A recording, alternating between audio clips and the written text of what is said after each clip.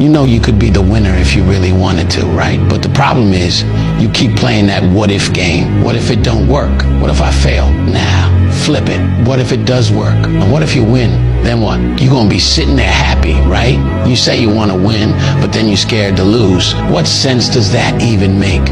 Look, you can't talk about wanting to win and then be scared of the risk. That's not how this works. If you lock in, keep your head down and stay focused on the vision, how could you not win? The only thing that's gonna make you lose is your own mindset, and that's all on you.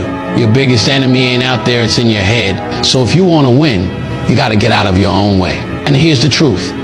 Every time you doubt yourself, you're slowing down your own progress. You either believe in yourself or you don't. There's no in between. If you keep second guessing everything, you're already losing. But when you stop playing scared and start moving like you're built for this, you'll see everything change. So stop thinking about what could go wrong and start focusing on what's gonna go right.